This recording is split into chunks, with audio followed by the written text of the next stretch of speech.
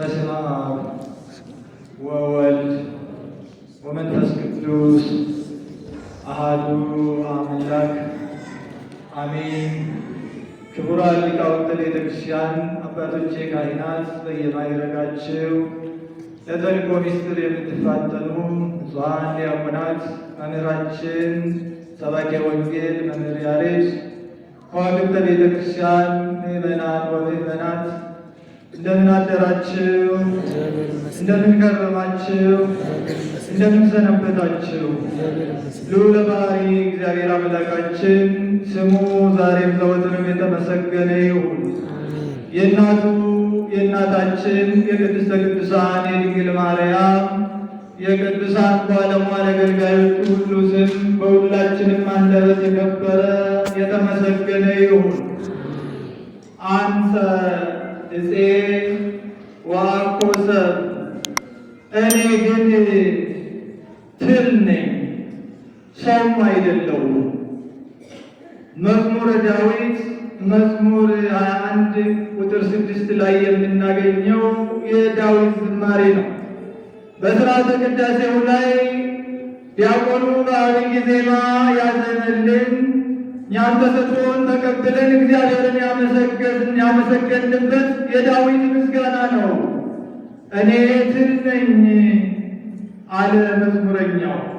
አንድ ላይ እንበል እስቲ ሁላችሁ፣ እኔ ትል ነኝ። ቅር አላችሁ አይደለም? ደስ አይልም። ሰው እኔ ትል ነኝ ማለት ይከብደዋል። ለማለት እንኳን አፋችን አልጨፈረም። ወደንም ጠላንም ግን ትል ነን። የተገኘነው ከአፈር ነው። ትል የት ነው የሚገኘው? ትል የሚገኘው ከጭቃ ነው፣ ከአፈር ነው። ሰውም የተገኘው ከአፈር ነው። የትል መጨረሻው መልሶ እዛው አፈር ውስጥ በስብሶ መቅረት ነው።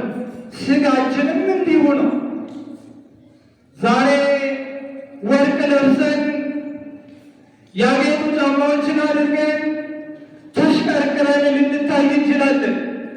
አይደለንም እኛ ይቺ በፀሐይ ሙቃ በጨረቃ ደምቃ በከዋክብት አሸብርቃ በአበቦች በስነ ጽጌያት ፈንድቃ የምትታየዋ ይቺ ዓለም ራሱ ትጠፋለች። እንዳልነበረች የምትሆንበት ጊዜ ይመጣል፣ እኛ የምታጓጓል። ስለዚህ ክብራችን ልዕልናችን ሁሉ ከንቱ ነው ማለት ነው። የተገኘነው ከአፈር ስለሆነ እግዚአብሔር አዳምን ከገነት ሲያስወጣው ይህን ቃል ነው የነበረው። ይህንኑ የሚያስታውስ ነው። ኦ አዳም መሬት አንተ ወትገብ ውስተ መሬት። አዳም ጥንቱኑ አፈር ነበርክ፣ ጥንቱኑ መሬት ነበርክ፣ ጥንቱኑ ጭቃ ነበርክና ወደዛው ወደ ተገኘህበት ወደ መጣህበት ወደ አፈሯ ትመለሳለህ፣ ወደ ጭቃው ትገባለህ ብሎታል እግዚአብሔር። ስለዚህ ሰው ከትል የተለየ ምንም ክብር የለው። እግዚአብሔርን ካልተከተለ ለክብር የሚያበቃ ካልሰራ ወደ እግዚአብሔር ካልቀረበ ሰው ከትል የተለየ ሕይወት የለውም። ትልስ ጥያቄ የለበትም። ከአፈር ተገኝቷል፣ በአፈር ውስጥ በስብሶ ይቀራል። በዚያ አፈሩ ነው። የእኛም ሥጋ ከአፈር ተገኝቷል፣ በአፈር ውስጥ ይበሰብሳል፣ ይተላል፣ ይገባል እኮ ይሸታል እኮ። ትዝ አይላችሁ መዲና ዓለም ኢየሱስ ክርስቶስ ክብረ ምስጋና ይግባውና አልዓዛርን ከሞት ለማስነሳት በሞተ በአራተኛው ቀን ወደዚያ ሂዶ መቃብሩን ክፈቱት ባለ ጊዜ እህቱ የገዛ እህቱ የምታለቅስለት የነበረ ጌታ ሆይ አንተ በዚህ ኖረ ቢሆን ወንድሜ ባልሞተም ነበር፣ አሁንም አምናለሁ አንተ በትንሣኤ ዘመን ታስነሳዋለህ ብላ እምነቷ በእርሱ ላይ የጸና መሆኗን የመሰከረችው እህቱ ማርያም መቃብሩ ይከፈት ባለ ጊዜ ተከላከለች። አይሆንም ማለች። ጌታ ሆይ ከሞተ ስንት ቀኑ ነው ታላለች? 4 ቀኑ ነው እናም ይሸታል፣ ይቅር አይከፈታለች። አያቸው የምንወዳቸው አልቅሶ የነበሩን እንኳን ይጸየፉናል። ለምን? ይሸታላ። የበሰበሰ ነገር ማዛ ውስጥ ያለው በጎ መዓዛ የለው። ክብር አለን ታዲያ? ይለናል። ምን ክብር አለን? ወገኖቻችን የሚጸየፉን እናት ልጇን ልጅ እናቷን የምትጸየፍ ወንድም ወንድሙን እህቷን ወንድሟን የምንጸያየፍ እኮ ነን። ወደ አፈር ስንመለስ ለየትኛው ክብራችን ነው ታዲያ የምንበላለው? ለየትኛው ክብራችን ነው አንዱ በአንዱ ላይ መንገድ የፈለገው? ለዚህ እኮ ነው ካህኑም በሥርዓተ ቅዳሴው ላይ ባነበቡት ወንጌል የሉቃስ ወንጌል ምዕራፍ 22 ቁጥር 24 ጀምሮ ከእናንተ የክብር ስፍራ የሚፈልግ አይኑር፣ አገልጋዮች ሁኑ፣ ክብርን አትፈልጉ፣ እኔ አከብራችሁ ዘንድ ዝቅ በሉ ያለ። ዛሬ የአንዱ ቋንቋ ተናጋሪ ከአንዱ ቋንቋ ተናጋሪ እንደሚበልጥ፣ ባለጸጋው ከድሃው እንደሚበልጥ፣ ሹሙ ከለምኑ እንደሚበልጥ፣ አንዱ ሚኒስቴር ከበታችሁ ካለው እንደሚበልጥ የምናስብ በዚህም የምንኩራራ ጉልበት ያለው ከደካማው እንደሚበልጥ የምንኩራራ ብዙዎች ነን። ግን አይደለንም። ሁሉም ንጉሱም፣ ጳጳሱም፣ ሎሌውም፣ ድሃውም፣ ቁስለኛውም፣ ጉልበተኛውም፣ ጤነኛውም ይህ ጉልበተኛ ሥጋው ምን ይሆናል? ይበሰብሳል። ዛሬ ጭቃን መርገጥ የሚጸየፍ ያማሩ ጫማዎችን የሚጫማ የሚያደርግ መሬት የተጸየፍን መሬት ነን እኛ ራሳችን። መዝሙረኛው ዳዊት በመዝሙር 8 ታስቦ ዘንድ የሰው ልጅ በሆኑ ምንድን ነው? አትጎበኛው ዘንድ ምንድን ነው? ከመላእክት ጥቂት አሳነስከው ይላል።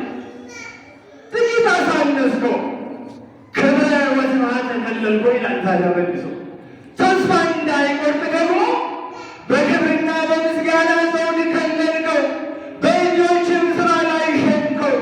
የዱር አራዊትን፣ የሰማይ አዕዋፍን፣ የባሕር ዓሣትን እንዲገዛ ሾምከው፣ በምድር በዓለም ላይ ሾምከው።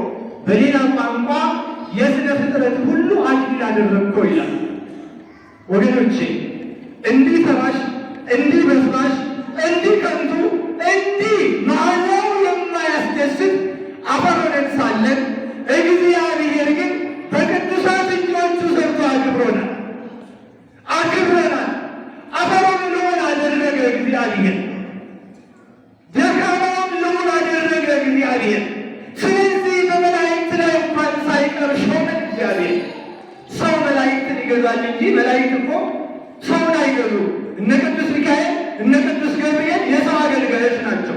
ሰው እኮ የመላእክት አገልጋይ አይደለም። የሚያግዙን፣ የሚላላኩን፣ የሚጠብቁን ጠባቂዎቻችን ናቸው። እኛን ጌቶች ነን። ሰው ጌታ ነው። ጌትነቱ ግን አፈር መሆኑን ሲያውቅ፣ ከአፈር የተገኘ መሆኑን ሲረዳ እመብርሃን ድንግል ማርያም በሉቃስ ወንጌል ምዕራፍ 1 ቁጥር 40 ላይ ብንመለከት እግዚአብሔርን ስታመሰግን ነፍሴ እግዚአብሔርን ታላቅ ታደርገዋለች፣ መንፈሴን በጌታዬ በመድኃኒቴ በእግዚአብሔር ሐሴትን ታደርጋለች። ለምን? እስመ ርኅራኄ ሕማማ ለአመቱ፣ የባሪያይቱን መዋረድ አይቷልና። የባሪያይቱን መዋረድ ምንድን ነው? የባሪያይቱ መዋረድ አፈር ቢሆንም ከንቱ ቢሆንም በስባሽ ቢሆንም የኔን ፈራሹን በስባሹን ሥጋ ሕያው ያደርግ ዘንድ አፈሩን ሰማያዊ ያደርግ ዘንድ የባሪያውን ትሕትና ተመልክቷል። የአዳምን ዝቅተኛነት፣ የሔዋንን አፈርነት ተመልክቶ ይሄን ከአፈር የተገኘው በስባሹን ፈራሹን ወዳቂውን ሥጋ ሕያው አድርጎ አምላክ ያደርግ ዘንድ ወስዷልና።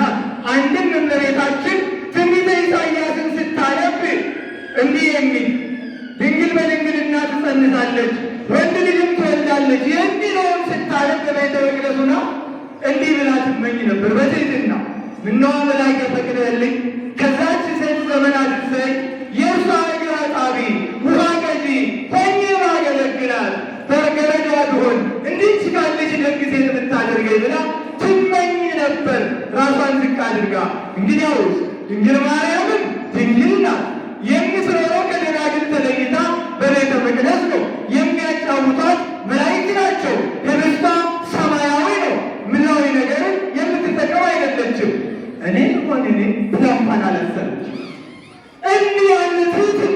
ያስፈልጋል።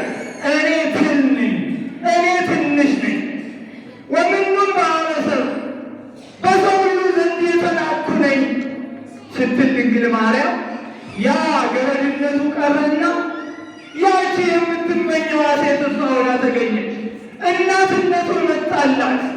የነብር ዓይን የፍየል ዓይን ወደ ጎመን፣ የነብር ዓይን ወደ ፍየል ይለዋል። ይሄ ፍየሏ ጎመኗን ስትመኝ ሳሩን ቅጠሉ ከፍየሏ የሚበልጥ ደግሞ ነብር ራሷን ፍየሏን እንደሚመኝ ድንግል ማርያም አሽከርነትን ገረድነትን ስትመኝ እናትነት፣ ልዕልና፣ ንግሥትነት የአምላክ እናት የመሆን ጸጋ ተሰጣል። ትሕትና ሁልጊዜ ታከብራለች። ስለዚህ እኛ ትል ነን ማለት ያስፈልጋል። ዝቅ ማለት ያስፈልጋል። አምላካችን ያከበረን ዝቅ ብሎ የእኛን ሥጋ ለብሶ ስለኛ ተዋርዶ ነው። ዛሬ ጾመ ኢየሱስን ከጀመርን ሁለተኛውን ሳምንት ልንጀምር ነው። ሱባኤው ሦስተኛ ቢሆን በዚህ በጾመ ኢየሱስ እኮ የምንማረው ትሕትናውን ነው። ልዑል አምላክ ገዳም ገብቶ በበረሃ በፍቅሩ ሲፈተን ሰይጣን ሲፈትነው ሲጾም ሲጸልይ አምላክ ሲፈተን ሲራብ ሲጠማ ፍቃድን የሚመግብ ትሕትና። ስለዚህ ጌታችን በጾሙ በገዳመ ቆሮንቶስ ቆይቶ ድል ካደረጋቸው የኃጢአት አርዕስት አንዱ ትዕቢት። እንደ ትዕቢት ሰው የሚያዋርድ የለም። ትምክህተኝነት፣ ትዕቢተኝነት፣ ኩራት ይሄ ከእግዚአብሔር የሚያጣላ ምቀኝነት፣ ቅናት፣ ተንኮል፣ አድመኝነት ጾማችንን የሚበሉት ውስጣችንን በልቶ የሚጨርስ አሽክላ ነገር ነው፣ የሕይወት ነገር። ስለዚህ ወገኖች ትዕቢትን ክርስቶስ በትሕትና ድል አድርጎልናልና እኔ ትል ነኝ እንበል። ትል ነኝ ስንል እግዚአብሔር እንደ ተክልዬ መልአክ ያደርገናል። ወስብሐት ለእግዚአብሔር ወለወላዲቱ ድንግል ወለመስቀሉ ክቡር። ይቆየ